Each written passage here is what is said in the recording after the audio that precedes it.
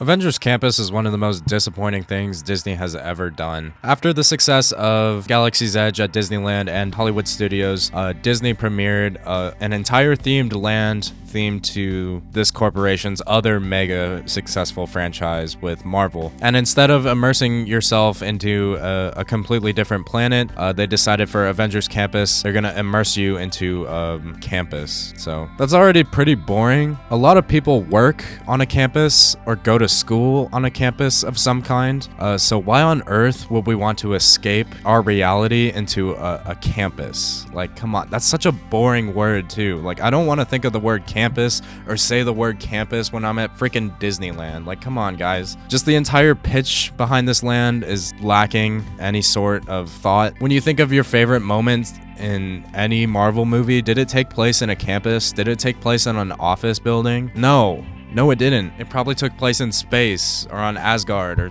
anywhere. New York City even. That's more exciting than a freaking campus that's gray and dull and boring. So this is just one of my many problems with Avengers Campus. So today we're going to do a full in-depth look at this land and see where it falls short. Before we get started, please like, comment, and subscribe. I'm a pretty small theme park channel and I would greatly appreciate your support. Thank you so much. So before Avengers Campus opened, Disney closed Tower of Terror in January of 2017 to be rethemed into Guardians of the Galaxy Mission Breakout, which opened in May of 2017, which, looking back on that was an insanely fast turnaround. It's crazy how quick they opened up that ride. When Mission Breakout opened in 2017, it was pretty well received. Obviously, there were still people complaining that Tower of Terror closed, but for the most part, a lot of people are happy with Mission Breakout, even if they think Tower of Terror is better. When it first opened, they had a little Avengers logo and a planter as a teaser for what could come in the future, and eventually that future came, because in 2021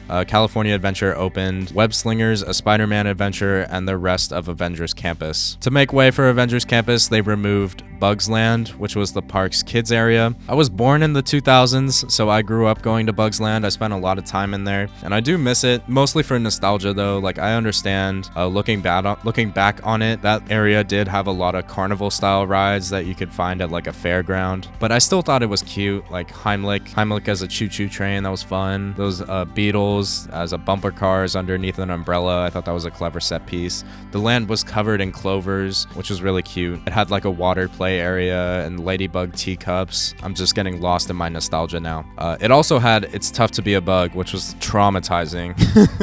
I do not miss It's Tough to Be a Bug at all. So they replaced all those colorful bug ride vehicles and fun oversized clover props with a gray, depressing land with an Avengers logo and a alien fortress towering over it. So I feel like they botched the opening of Avengers Campus. If you look at Avengers Campus today, the big ride, the thing that's going to draw you into that corner of the park is Mission Breakout. But that had already existed for years before the rest of Avengers Campus opened. So like, why did you open the big draw to the land before the rest of the land? Because when the rest of the land opened, it was pretty underwhelming because it was supporting what was the big change that already took place. I feel like if they did it in reverse order, if they had Avengers Campus open up first and then they rethemed Tower of Terror to Guardians of the Galaxy, I think you would have reduced the backlash of Tower of Terror closing, because that just would have made sense. People would have understood what your plan was and what you were doing instead of just closing Tower of Terror out of the blue. And also, adding an e-ticket to an existing land just builds that land up. It builds the anticipation, it builds the energy. You look back at Galaxy's Edge, that place opened before Rise of the Resistance was ready.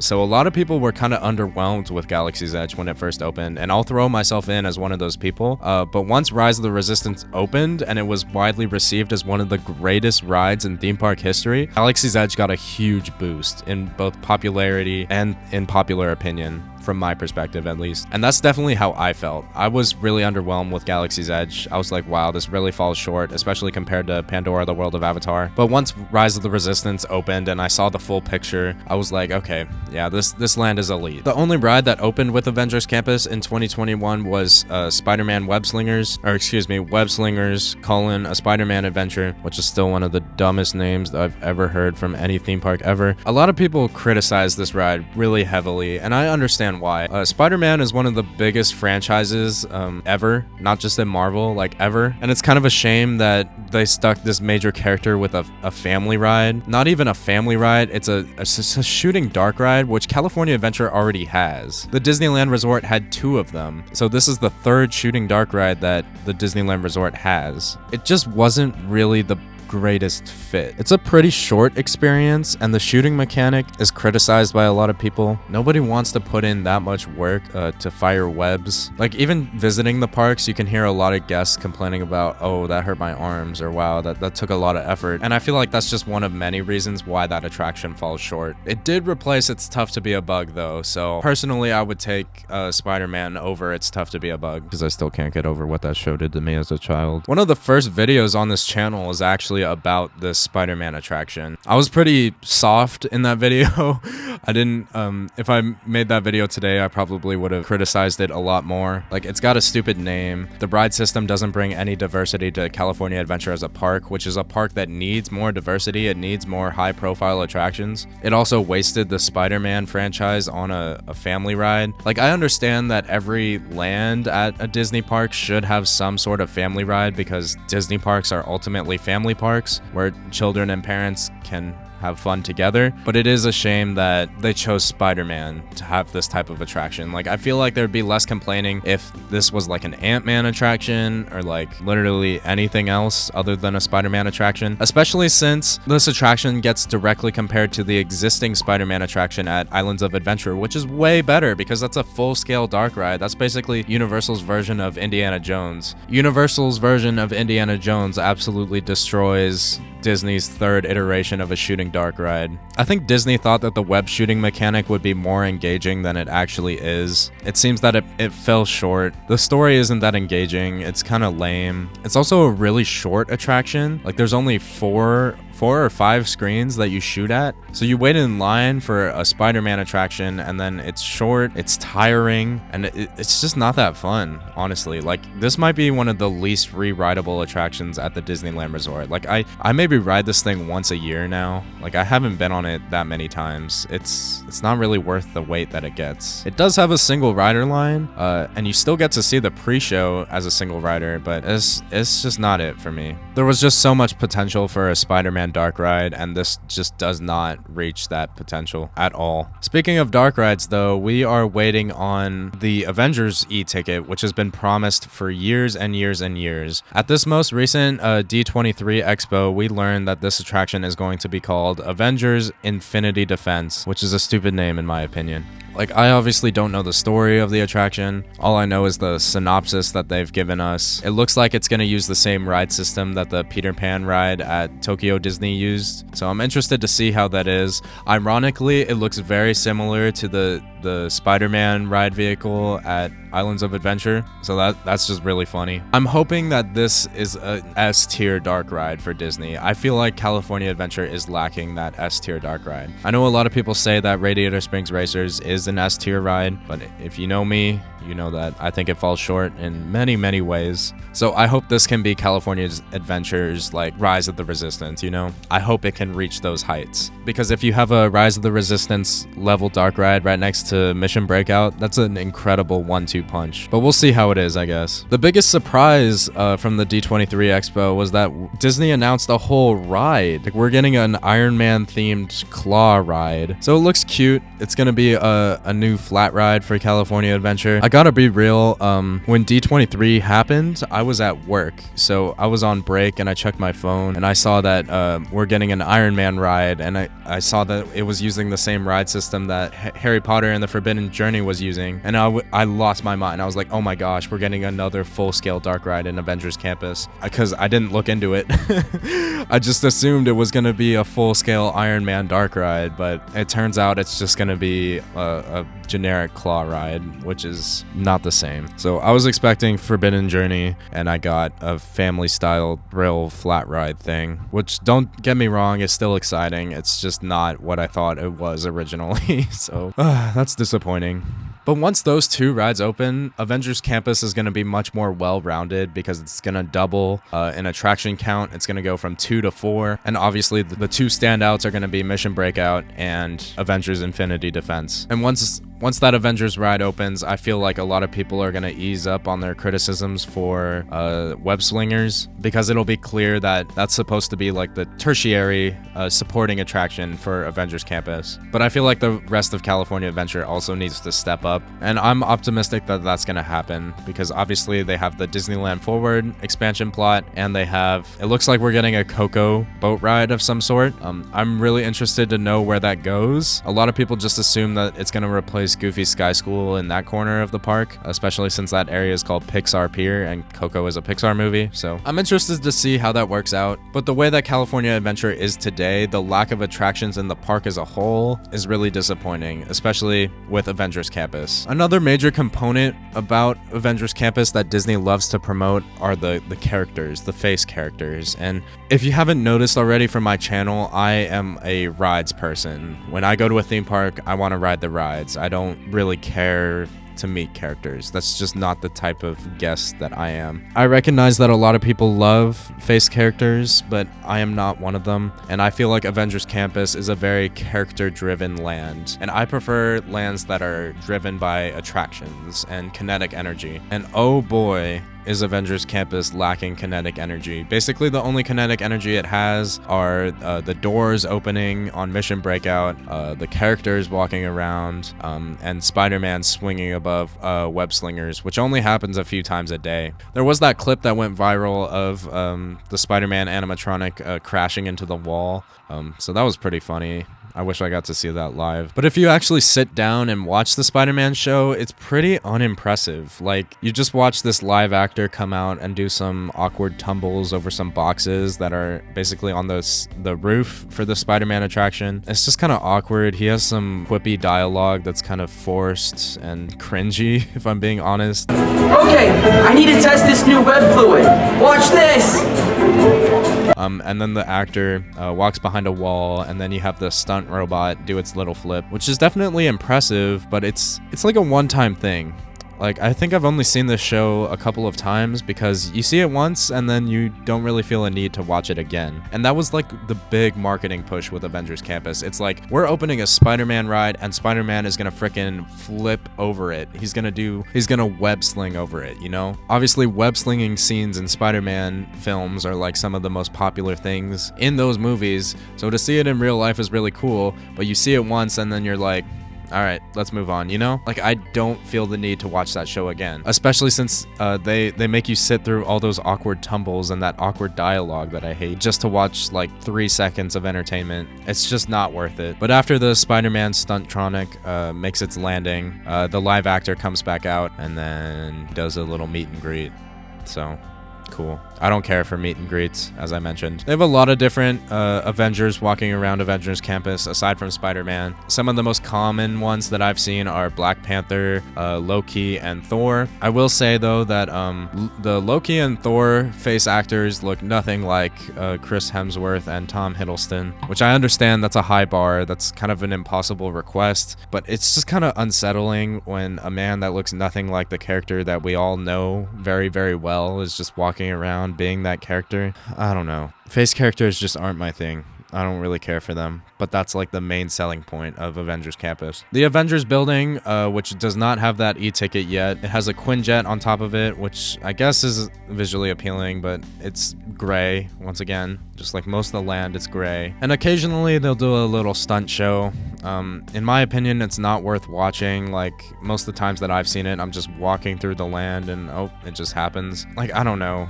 The action in a Marvel movie scripted to be in a Disney park, it just doesn't mesh well together, in my opinion. Like, there's a reason you don't see Kylo Ren and Rey engage in battle in Galaxy's Edge. It's because it feels forced, it feels fake, and unimpressive. I feel like that's part of the reason why the Galactic Star Cruiser failed, is because they brought that action and it just fell flat because it's just scripted and fake and unimpressive. But Avengers Campus does this every day for everyday park guests, and it's just not there, you know? It doesn't have that wow factor. Something else that's kind of depressing about Avengers Campus is that they built this stage for Doctor Strange, and he used to have this little show, but they got rid of it. So now there's just this Doctor Strange corner, and there's just nothing going on over there. So this whole corner where the Doctor Strange show used to be is absolutely empty right now. Like, there's just absolutely no one over here. They dedicated this whole corner right here for basically an Instagram photo spot.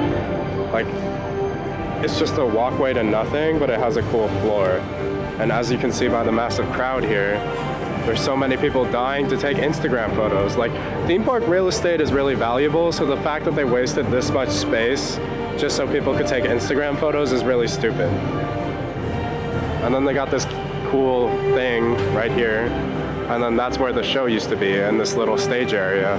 But it's just absolutely empty because there's nothing going on over here. So this is a total failure. Like, this whole area is an absolute waste of space. There's no reason to wander into this corner unless you're complaining about a theme park land like I am. There's nothing going on. Bugs Land had better use of space than this area. It's just absolutely ridiculous. That's a colossal failure for Avengers Campus. You dedicated an entire space to have a Doctor Strange show and you got rid of it, so that's absolutely ridiculous. Another thing that's a downside about Avengers Campus is that this is like pitched as a full-scale immersive land for California Adventure, but they did not upgrade bathroom infrastructure from Bugs Land, so they still have the bathrooms for a kids land in Avengers Campus. Like, they definitely should have upgraded them. They should have made them bigger to accommodate the heavier traffic that this corner of the park was going to receive with an Avengers land, but no, they just repainted the bathrooms and they're the exact same. So filming the restrooms is really creepy, so I'm trying not to do it, but I swear to God, there's a line and it's not even that busy today. Like, these midways are pretty wide open, aside from the part that I'm filming right now in front of Spider-Man. But that's kind of embarrassing. that's pretty depressing. Another thing we have to talk about is the food. I actually like Pym Test Kitchen. A lot of their offerings are pretty fun. They're pretty good. Obviously, the food is really overpriced because it's a Disney park, but some of their breakfast options are really good. I like the sandwich that they have. It's really tasty. And the visual gag that they have with the pretzels, that's really cute. That's really fun. So Pym Test Kitchen is a W in my opinion. They also have a few shawarma stands around Avengers Campus. Those are also pretty good. It's not wildly impressive, you know, it's good theme park food, you know, it's fine. Another one of my major criticisms of Avengers Campus is the music that they play. It's ridiculous. So you can just walk into Avengers Campus and they'll be absolutely blasting the Avengers theme, and it feels really out of place. And when they're not blasting the Avengers theme, they're playing the Ant-Man theme, the Guardians of the Galaxy theme, a couple other pieces of music from Marvel films. But what makes the Avengers theme so impactful in the Avengers movies is that it plays when something heroic is happening. It's used at the climax of the films, you know, it's not used when the character walks into the frame for the first time, you know, like, come on. So just blasting that music feels really inappropriate. Like, it's not like when you walk into Galaxy's Edge, they're blasting the Star Wars theme, you know? You go ride Star Tours and it's playing throughout the attraction because exciting stuff is happening, you know? You waited in line, you're experiencing the experience that you wanted to have, and you're having that magical moment, and that moment is supported by that iconic Star Wars music. So it just doesn't make any sense that you're walking into a land, that moment's just happening, but you just feel calm, you know, you feel at ease because nothing's happening. You're just walking into a themed land. So I hope that the Avengers attraction includes the Avengers theme, which I would be very surprised if it doesn't. And then when that happens, they gotta stop playing that music in the area loop. They gotta figure out something else. Because I don't want to walk into Avengers Campus and hear the Avengers theme blasting and then wait in like an hour plus line for Avengers Infinity Defense and then get on the ride and then experience the attraction and then have that heroic climax where the Avengers theme is playing. But it was undermined because I already heard it earlier in the day. Like, hearing that music is gonna mean more if you hear it while you're experiencing that heroic moment on the Avengers attraction, you know? So I really hope they fix that, because that's honestly one of my biggest problems with Avengers Campus. It's really stupid. And once again, in terms of visuals, the most visually exciting thing to look at in Avengers Campus is Mission Breakout. And the colors of Mission Breakout completely clash with Avengers Campus. Like, it doesn't make much sense. So to summarize, my biggest criticisms of Avengers Campus are the fact that it's a character-based land. It's visually unappealing. Most of the land is gray and dull, or brown and dull. They misuse the music from the Marvel films. The land has zero kinetic energy from attractions, and it has a really boring premise. I don't want to go to a campus to escape from my school campus or my work campus, you know? And on top of all of that, the attraction that opened specifically with the land was a massive disappointment. So all in all, Avengers Campus is just a lot of wasted potential. It could have been so much better. I'm not as hard on Avengers Campus as I was on Pixar Pier because it's getting more expansion. I want to look back on this review in a couple of years once those 2 rides open to see if my opinion changes. Chances are that it will, but I can't guarantee anything. Maybe I'll hate it even more. Who's to say? But thank you so much for watching. Thank you for listening. Please like, comment, and subscribe, and I will catch you later.